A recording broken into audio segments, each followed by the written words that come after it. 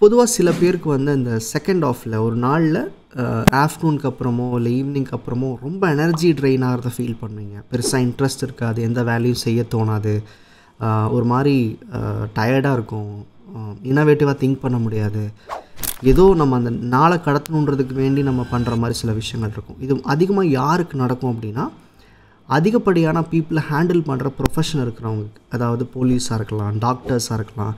ஒரு நாளில் நிறைய பேரை நீங்கள் பார்ப்பீங்க, ஈவன் லைஃப் கோச்சாக இருக்கலாம், என்ன மாதிரி இல்லை ஏதாவது ஒரு ப்ரொஃபஷனில் நான் பப்ளிக் சர்வீஸில் இருக்கேன், நிறைய பீப்புளை நான் பார்ப்பேன். அப்படிங்கிறப்போ இந்த சுச்சுவேஷன் க்ரியேட் ஆகும்.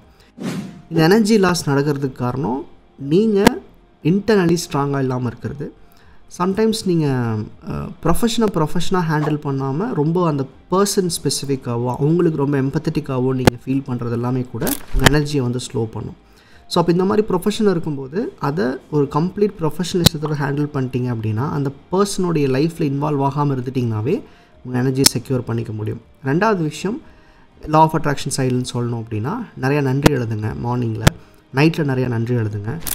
கண்டிப்பாக வாட்டர் மேனிஃபெஸ்டேஷன் பண்ணுங்கள். இந்த ஐஎம் அஃபர்மேஷன்ஸ், செல்ஃப் லவ், இந்த மாதிரியான அஃபர்மேஷன்ஸ் நிறையா கேட்டிங்கனாலும் நீங்கள் இழந்த எனர்ஜியை வந்து திரும்ப மீட் எடுத்துட முடியும். ஸோ எனர்ஜியை அதிகமாக லூஸ் பண்ணுறீங்கன்னா இந்த 2 விஷயத்தை சரியாக ஃபாலோ பண்ண ட்ரை பண்ணுங்கள். நன்றி.